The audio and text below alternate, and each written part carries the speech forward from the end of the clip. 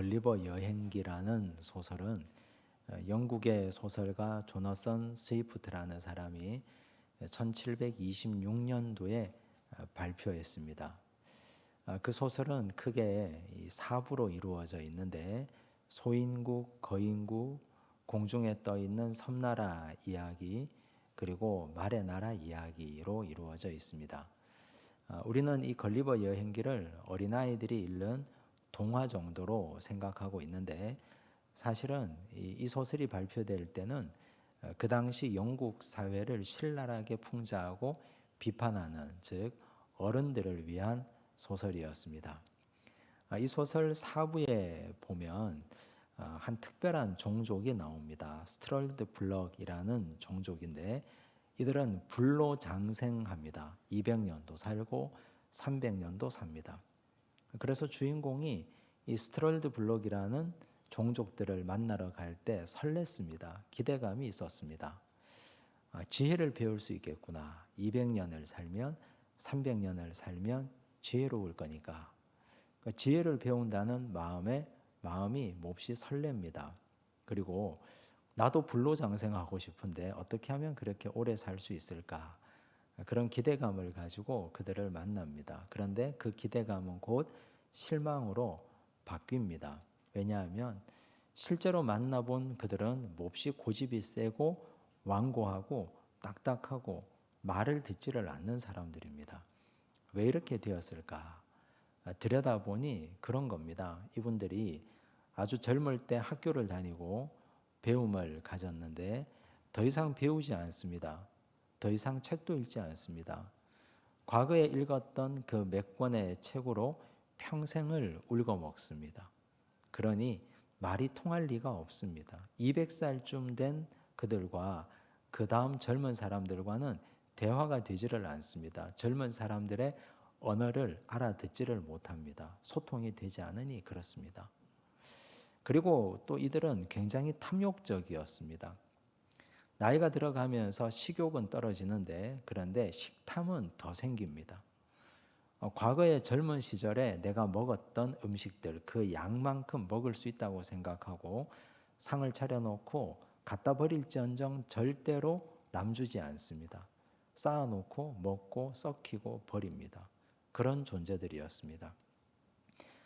저자가 이들을 통해서 풍자하고자 하는 바가 무엇이었겠습니까? 그 당시 영국 사회의 기득권 세력들, 그 당시 상류 사회의 일원들, 그들은 과거에 학교 다닐 때 배웠던 지식으로 평생을 사는 자들이었습니다. 독서하지 않습니다. 소통하지 않고 새로운 문물을 받아들이려고 하지 않습니다. 그러니 문제가 생길 수밖에 없지 않겠습니까?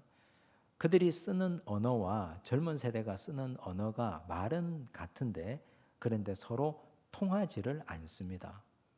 서로가 서로에게 대해서 걸림돌이 되고 문제가 됩니다. 그런데 내려놓지는 않습니다.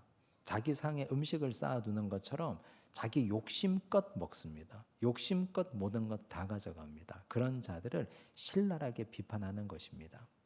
그런데 그들은 자신의 모습을 보지를 못합니다. 그래서 그 책이라도 읽어서 당신들이 이 책에 나오는 이런 존재들입니다 하는 걸 보여주기 위해서 그 책을 썼습니다. 우리가 살면서 사실 자신을 객관화하는 것이 그렇게 어렵습니다.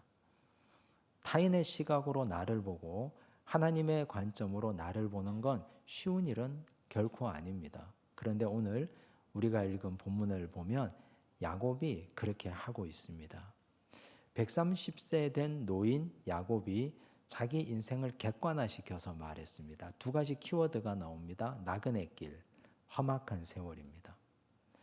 오늘 우리 인생을 하나님의 관점으로 새롭게 조망해 보면 내 인생을 어떻게 정의할 수 있겠습니까? 자신을 살피고 새롭게 정의하는 내 인생을 하나님의 시각으로 바라보는 시간이 되기를 바랍니다. 야곱이 바로 앞에 섰습니다. 바로 왕을 축복합니다. 곁에 있는 요셉도 아마 깜짝 놀랐을 겁니다. 그런데 이 축복은 굉장히 특별한 일이었습니다. 야곱은 남의 복을 가로채고 복을 움켜잡고 붙잡으려는 사람이었지 절대로 누군가를 축복하는 사람이 아니었습니다. 창세기 12장에 보면 아브라함 이야기가 나오는데 하나님이 아브라함에게 주셨던 은혜가 너는 복이 될지라 가는 곳마다 선물이 되라 축복하고 살라 말씀하셨는데 드디어 그의 손자 야곱이 나이가 130이 되어서야 타인을 처음으로 축복했습니다. 바로는 사실 이 축복을 받고 의아했을 겁니다. 깜짝 놀랐을 것입니다. 그런데 그 당당함에 놀랐습니다. 궁금해졌습니다. 도대체 이 당당함은 어디에서 나오는 것인가? 그래서 그에게 질문합니다. 내 나이가 얼마냐? 라고 묻습니다. 그 질문에 대한 대답이 오늘 본문입니다. 9절을 보십시오. 함께 읽겠습니다. 야곱이 바로에게 아뢰되 내 나그네 길의 세월이 130년이니이다. 내 나이가 얼마 못되니 우리 조상의 나그네 길의 연조에 미치지 못하나 험악한 세월을 보내었나이다 하고 나이가 130이라고 했습니다. 나이가 참 많지 않습니까? 한데 이 나이가 문제가 아닙니다. 그는 자신의 인생을 정의하기를 나그네길이라고 했습니다. 이 나그네라는 말은 여기에 처음 나오는 말이 아닙니다. 히브리어 원어를 보면 마구르라는 단어를 썼는데 이 단어가 창세기의 다양한 형태로 나옵니다. 창세기 17장 7절과 8절 말씀을 보십시오. 함께 읽겠습니다. 내가 내 언약을 나와 너 및 내 대대 후손 사이에 세워서 영원한 언약을 삼고 너와 내 후손의 하나님이 되리라. 내가 너와 내 후손에게 내가 거류하는 이 땅 곧 가나안 온 땅을 주어 영원한 기업이 되게 하고 나는 그들의 하나님이 되리라. 내가 너와 내 후손에게 내 거류하는 이 땅을 주어 영원한 기업으로 삼게 하겠다. 이때 거류라는 말이 마구르라는 단어입니다. 거류라는 말은 정주의 반대말입니다. 정주는 거기에 정착해서 뿌리박고 그냥 오랫도록 사는 걸 정주라고 말합니다. 거류한다는 말은 잠깐 머물렀다 가는 걸 의미합니다. 거기에 뿌리박고 사는 게 아니고 잠시 잠깐 그곳에만 머물렀다가 떠나는 인생을 거류하는 인생, 나그네 인생, 마구르 인생이라고 표현했습니다. 하나님께서 이 말씀을 아브라함에게 하신 때는 할례 언약 바로 그 다음이었습니다. 창세기 16장을 보면 아브라함이 하갈을 통해서 이스마엘을 낳지 않습니까? 그리고 13년 동안 이스마엘에게 푹 빠졌습니다. 하나님을 한 번도 찾지 않습니다. 그러자 하나님이 99세 된 아브라함에게 나타나셔서 너는 내 앞에서 행하여 완전하라 말씀하시고 내 언약을 살에 새기라고 하셨습니다. 그것이 할례 언약입니다. 그리고 하신 말씀이 너는 여기에 영원히 머무르는 존재가 아니다. 잠시 잠깐 왔다가 떠나는 거류하는 마구르, 나그네 같은 존재다. 이 말씀을 하셨습니다. 그건 아브라함에게만 주신 말씀이 아닙니다. 아브라함 이후에 오는 모든 하나님의 백성들이 다 마구르, 나그네, 거류하는 인생들입니다. 야곱에게도 이렇게 말씀하십니다. 창세기 37장 1절 말씀을 보십시오. 함께 읽습니다. 야곱이 가나안 땅 곧 그의 아버지가 거류하던 땅에 거주하였으니 야곱의 아버지가 이삭 아닙니까? 이삭도 거류하는 인생이었습니다. 잠깐 머물렀다가 가는 인생입니다. 구약 전체는 나그네 이야기를 많이 합니다. 이건 신약에서도 마찬가지입니다. 히브리서 11장 9절과 10절 말씀을 보십시오. 함께 읽습니다. 믿음으로 그가 이방의 땅에 있는 것 같이 약속의 땅에 거류하여 동일한 약속을 유업으로 함께 받은 이삭 및 야곱과 더불어 장막에 거하였으니 이는 그가 하나님이 계획하시고 지으실 터가 있는 성을 바랐음이라. 거류한다는 말을 쓰지 않습니까? 잠깐 머물렀다 가는 인생이기 때문에 장막에 거하는 겁니다. 아브라함과 이삭과 야곱이 그랬고 믿음의 사람 모두는 다 정주하는 인생이 아니라 거류하는 나그네 인생이었습니다. 그렇다면 야곱은 어떻게 살았습니까? 야곱은 진짜 거류하는 인생, 나그네로서 지금까지 살아왔습니까? 130이 될 때까지? 절대 아닙니다. 그는 진짜 뿌리 내리고 제대로 한번 살아보고 싶었습니다. 정주하는 인생을 살고 싶었습니다. 그가 바다나람에서 20년 이상을 살았습니다. 고생 많이 했습니다. 고향으로 돌아옵니다. 그때 그는 많은 가축들을 끌고 옵니다. 부자가 되어서 옵니다. 아내도 4명이나 됩니다. 자식도 12이나 낳았습니다. 처자식이 많고 큰 부자가 되어서 옵니다. 그 당시 그의 인생 문제, 고민은 유일한 고민, 에서 문제였습니다. 그 문제를 하나님이 한 방에 해결하지 않습니까? 그러자 그때부터 그는 날개를 달았습니다. 이제 숫곳에 우리간을 짓습니다.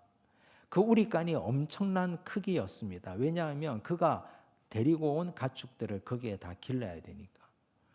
그리고 세겜 땅에 자기 처자식들을 위해서 좋은 집을 짓습니다. 정조하는 인생을 위해서. 숫곳에 우리간을 짓고 세겜에 자기 집을 멋지게 짓습니다. 그런데 그렇게 사라집니까? 거기서 평생 동안 행복하게 열심히 제대로 한번 살아보려고 했는데 디나 사건이 일어납니다. 자기 아들 시므온과 레위가 세겜 사람들을 학살해 버립니다. 이제 생명의 위협을 느낍니다. 빨리빨리 챙겨서 떠나야 됩니다. 그런데 짐승들 다 이끌고 갈 수 있습니까? 숫곳에 우리간 떠매고 갈 수 있습니까? 짐승들 다 끌고 어떻게 갑니까? 일단은 도망가서 생명이라도 부지해야 됩니다. 세겜에 그렇게 잘 지어놓은 집을 다 떠매고 갈 수 있습니까? 버리고 가야 됩니다. 나그네 길로 나선 겁니다. 정조하고 싶었습니다. 거기 그냥 제대로 잘 살고 싶었는데 그게 그렇게 자기 마음대로 뜻대로 안 되는 게 인생입니다. 그 다음 헤브론에 잘 살고 싶었습니다. 헤브론 땅에 제대로 뿌리 내리고 거기에서 살고 싶었는데 길 가다가 라헬이 죽습니다. 자기 자녀들과 이제 잘 살고 싶었습니다. 하지만 요셉을 잃었습니다. 20수년 동안 지옥 같은 인생을 삽니다. 그런데 죽은 줄 알았던 요셉이 살아서 그를 초대합니다. 지금 그는 이집트에 있습니다. 불과 얼마 전만 하더라도 이 사람 야곱이 이집트에 살게 되리라고는 어떻게 꿈이라도 꿨겠습니까? 바로 앞에 서서 자기 인생을 이렇게 이야기할 거라고는 상상도 못했던 것 아닙니까? 이제 와서 돌아보니 하나님께서 우리 조상들에게 너희는 정조하는 인생이 아니고 마구르 인생이다. 나그네 인생이고 거류자로 산다. 이렇게 말씀하시는 것이 자기에게 그대로 이루어지는 것을 봅니다. 그래서 그가 바로에게 말하는 것 아닙니까? 나는 나그네 길을 걷고 있습니다. 그런데 하나님께서 왜 우리 인생을 나그네로 살게 하신 걸까요? 고생시키려고? 골탕 먹이려고? 애 먹이려고? 결단코 아닙니다. 하나님이 우리에게 나그네 길을 요청하시는 이유는 저 하늘, 천국이 우리의 목적지가 되어야 하기 때문입니다. 여러분, 나그네가 진짜 나그네로 살려면 짐이 가벼워야 하지 않습니까? 과거 우리 조상들, 과거 보러 가는 조상들 보면 괴나리 보침 하나 메고 거기에 집신 몇 개 메어 달고 그냥 길 떠납니다. 복잡하게 짐 차려서 그거 짐 밀고 끌고 해서 다니지 않습니다. 나그네는 짐이 가벼워야 됩니다. 그런데 숫곳에 우리간 짓고 세겜에 집 짓고 그렇게 해서 떠날 때 얼마나 아깝고 고통스럽습니까? 그렇게 해서는 저 천국에 소망을 두고 살 수가 없습니다. 아까워서. 천국 소망 두려고. 하나님께서 이 땅에서 너희들 나그네로 살라고 말씀하셨습니다. 예수님께서 산상수훈에서 말씀하시지 않습니까? 너의 보물이 있는 곳에 너의 마음이 있다고 하셨습니다. 그러므로 보물을 하늘에 쌓아두라고 말씀하십니다. 여러분, 이 보물이 어떤 겁니까? 여러분에게는? 우리 믿음의 조상들에게는 땅이, 그 집이, 그 소유물이 그들의 보물이었습니다. 그래서 그걸 가볍게 하라고 나그네로 살라고 말씀하셨습니다. 그런데 어떤 사람에게는 그 보물이 사람이 되기도 합니다. 우리가 만나는 사람들, 우리 가족들 어떤 존재들입니까? 사랑스러운 존재 아닙니까?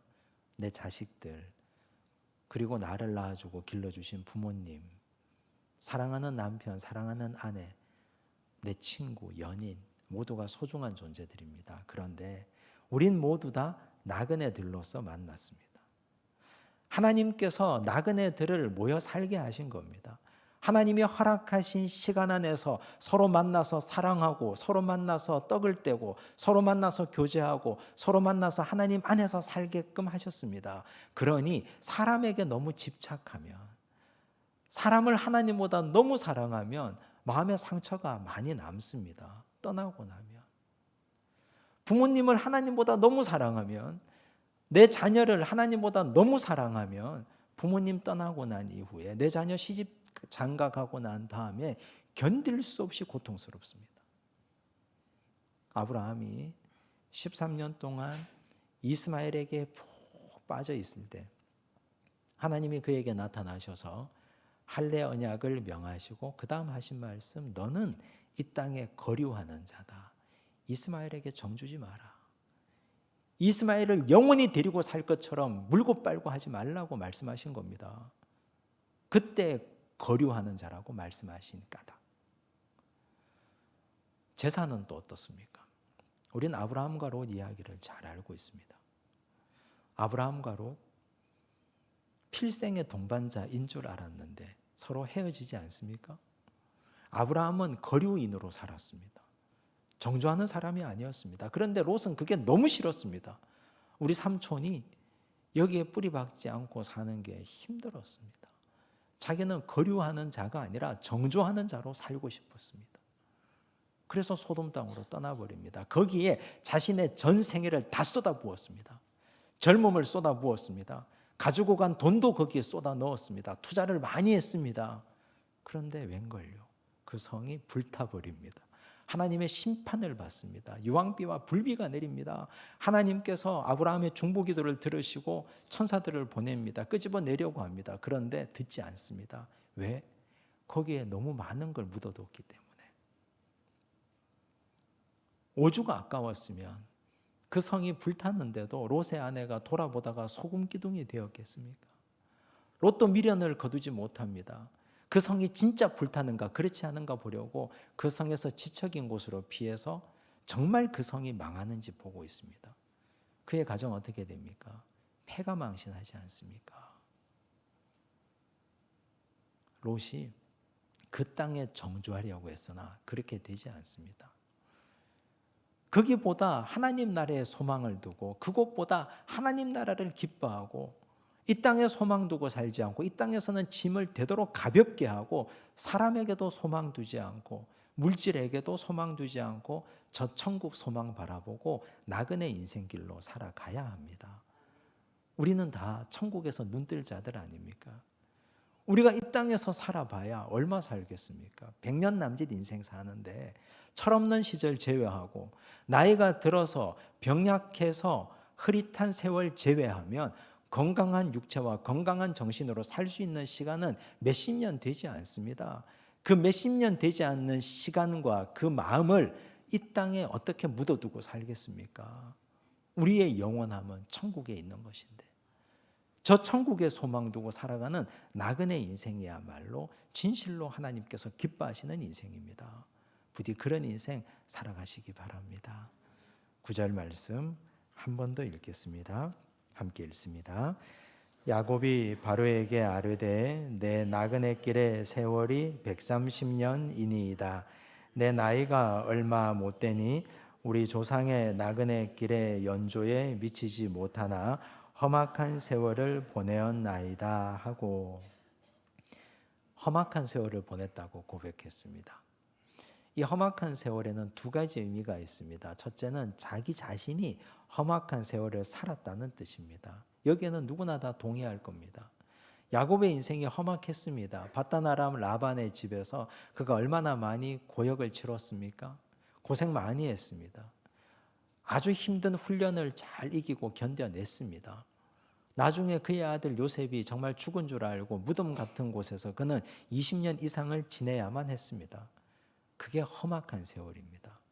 자기 자신도 험악한 세월을 살았는데 그보다 더 중요한 의미, 이 험악한이라는 말 히브리어 라의 의미입니다. 히브리어 라는 해롭게 하는 이라는 뜻도 있습니다. 누군가를 해롭게 하는, 누군가를 해하는 이라는 뜻도 있습니다. 즉 이 말은 야곱 자신도 험악한 인생을 살았지만 야곱 자신 때문에 누군가를 해롭게 하는 인생을 살았다는 자기 고백입니다. 사람의 이름이 지나가십니까? 야곱 때문에 해로움을 입고 산 사람들, 야곱 때문에 피해 입은 사람들에서 레아 요셉과 베냐민을 제외한 10명의 아들들, 그 외에도 수많은 사람들이 야곱 때문에 엄청난 고통을 입고 살았습니다. 그가 사람들을 해롭게 하고 살았던 인생입니다. 이제 와서 130세 나이가 되어서 자기 자신의 인생을 반추하고 객관적으로 돌아보니 자신의 잘못이 이제 떠오르고 생각이 나는 것입니다. 아, 내 인생은 남을 괴롭히는 인생이었구나. 누군가에게 해를 입히는 인생이었구나. 내가 험악한 세월을 산 걸로 그치지 않고 다른 사람도 나로 인해서 험악한 세월을 내가 살게 만들어 버렸구나. 그는 이걸 반성한 겁니다. 여러분, 이 반성이 그냥 된 게 아닙니다. 대단히 중요한 자기 발견입니다. 하나님의 백성들이 이렇게 자기 반성을 하려면 두 가지가 필요합니다. 하나는 말씀이고 또 하나는 기도입니다. 말씀은 나를 비추는 거울 같은 겁니다. 말씀의 거울에 나를 딱 비춰보면 내가 적나라하게 드러납니다. 내가 어떤 인간인지. 기도하면서 자기 자신을 들여다보면 나의 과거가 하나님께서 비춰주시는 성령의 조명에 따라서 환하게 드러납니다. 그래서 말씀 읽고 기도해야 됩니다. 그렇지 않으면 나라는 존재를 내가 발견할 수가 없습니다. 지금까지 야곱이 이런 사람이었습니까? 전혀 그렇지 않습니다. 우리는 야곱의 변화를 알고 있습니다. 언제부터 변했습니까? 요셉이 그를 이집트로 초대했을 때. 기쁜 나머지 그냥 길을 나섭니다. 그냥 달려갑니다. 그러다가 브엘세바에서 딱 멈춰 세웁니다. 그리고 그곳에서 희생제사를 드립니다. 하나님께 예배드립니다. 기도합니다. 그러면서 자기를 발견합니다. 그때부터 그는 기도하는 사람이 되었고, 그때부터 그는 하나님의 말씀에 귀를 기울이는 존재가 되었고, 그때부터 그는 자기를 반성하며 나라는 존재가 타인을 해를 끼치는 존재였다는 걸 고백하는 겁니다. 지금 이 말이 바로 앞에서 하는 말이지만 사실은 하나님 앞에서 올려드리는 자기 고백의 신앙 고백 같은 말입니다. 여러분, 이게 얼마나 어려울까요? 나이 들수록 어렵습니다. 또 지위가 높을수록 어렵습니다. 신앙생활을 하지 않으면 이런 고백은 결코 일어날 수 없습니다. 사도 바울, 젊은 시절 바울이 얼마나 열정적입니까? 열정이 넘치는 사람, 성격도 급합니다. 그러다 보니 실수도 있습니다. 주변 사람들에게 상처도 줍니다. 1차 선교여행 떠날 때 바울과 바나바와 마가 요한이 함께 떠납니다. 그런데 그가 마가 요한을 용납하지를 못합니다. 마가 요한이 너무 감당이 안 되니까 밤에 도망가 버렸습니다. 그날 이후로 바울에게 마가 요한은 나쁜 놈입니다. 상종해서는 안 될 인간입니다. 가까이 하지 않습니다.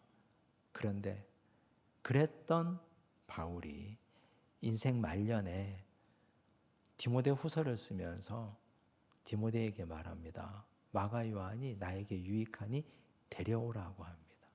데려오라고. 어떻게 이렇게 변했을까요?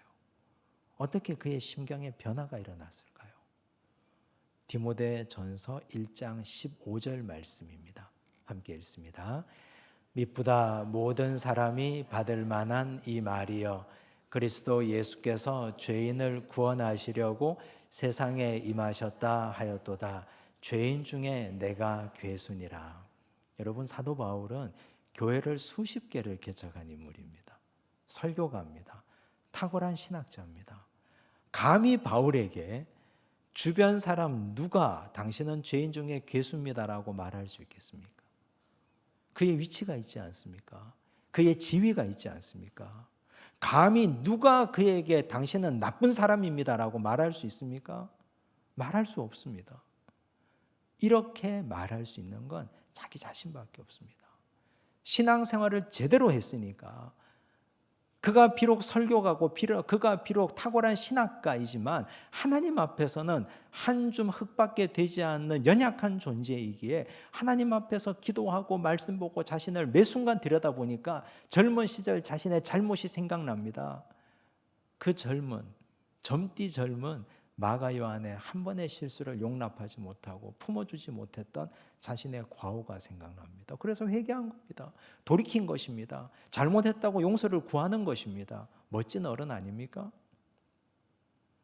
130세가 된 노인 야곱에게 누가 아버지는 남을 해롭게 한 나쁜 사람입니다라고 말할 수 있습니까? 그 당시 분위기에서 그 자식들 중에 아무도 그렇게 그 아버지에게 질책할 수 없습니다. 그러나 자기가 하나님 앞에 책망받는 겁니다. 말씀 앞에 서고 기도하니까. 우리가 어릴 때는 20살 이전에는 부모님에게 책망을 많이 받습니다. 회초리도 맞고 등짝도 두들겨 맞고 욕도 먹고 그러면서 기분 나쁘지만 고칩니다. 엄마가 주는 밥 얻어먹고 살려면 고쳐야 됩니다. 혼나고 그러면서 반성하고 새로운 인간이 되어갑니다. 그런데 어른이 되면 시집장가 가서 가정을 이루고 처자식 생기고 남편 생기고 그렇게 살면 아무도 나에게 책망하지 않습니다. 신혼 초에 내 남편 버릇 한번 고쳐보겠다고 지적질했다가 대판 싸우고 나서는 피하지 않습니까? 서로가 이 부분은 건들지 않는 게 좋겠다. 그래서 말하지 않습니다. 그 사람이 완전하고 괜찮아서 말하지 않는 게 아니라 피해가는 겁니다. 늙어갑니다. 60이 되고 70이 되고 80이 되고 나이가 듭니다. 아무도 나에게 지적하는 사람이 없습니다. 입대는 사람이 없습니다. 손대는 사람이 없습니다. 내가 완벽해서 그렇습니까? 이제 내가 나이가 들어가서 하나님 앞에 사람 앞에 완전해서 그렇습니까? 천만의 말씀입니다. 사람들이 귀찮아서 피하는 겁니다. 주변 사람들이 모두가 다 눈치도 있고 사회화가 잘 되어서 그렇습니다. 이 얘기 해봐야 분위기만 나빠지니까. 우리 아버지에게 우리 어머니에게 이런 얘기 해봐야 서로 불편하니까 말하지 않는 겁니다. 그건 올바로 나이 들어가는 게 아닙니다. 믿음의 백성들은 하나님 앞에서 자신을 들여다봐야 됩니다. 그래서 신앙생활이 필요합니다. 목회자인 사도 바울이라 하더라도 신앙생활 바로 해야 되고 130세 노인이라 하더라도 하나님 앞에 자기를 세워야 되고 교회 목사라 하더라도 장로라 하더라도 누구라도 예외 없이 하나님 앞에 자신을 들여다봐야 됩니다. 그래야 멋진 어른이 될 수 있습니다. 걸리버 여행기에 나오는 스트럴드 블록 같은 그런 존재가 되면 안 됩니다. 탐욕스럽고 말이 통하지 않고 굳은 마음으로 세상을 살아가는 자들이 되지 않기 바랍니다. 우리 인생의 실패도 있습니다. 잘못한 것도 많습니다.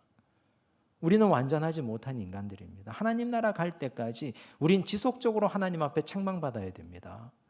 말씀 읽어야 됩니다. 기도해야 됩니다. 신앙생활 똑바로 해야 됩니다. 그러면서 고칠 거 고치고 사과할 거 사과하고 더 나은 사람이 될 수 있도록 하나님 앞에 더 나은 존재가 될 수 있도록 매일같이 하나님 앞에 서는 지혜로운 인생을 살아가시기를 간절히 바랍니다. 기도하겠습니다. 아버지 하나님, 우리는 하나님 앞에 나그네였습니다. 그런데 우리는 나그네임을 모르고 살았습니다.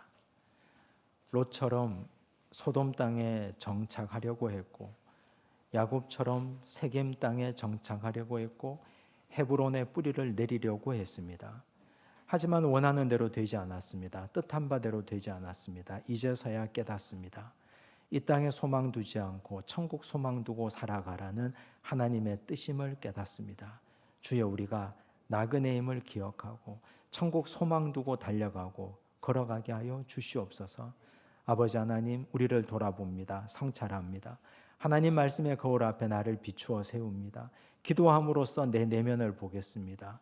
하나님 앞에 끊임없이 책망받고 싶습니다. 잘못한 것 고치겠습니다. 이웃의 눈으로 나를 보고 가족의 눈으로 나를 보겠습니다. 하나님의 시선으로 나를 보겠습니다. 주여, 우리에게 말씀하여 주시옵소서. 질책하여 주시고 책망하여 주시고 깨닫게 하여 주시옵소서. 모든 말씀 예수님 이름으로 기도드리옵나이다. 아멘.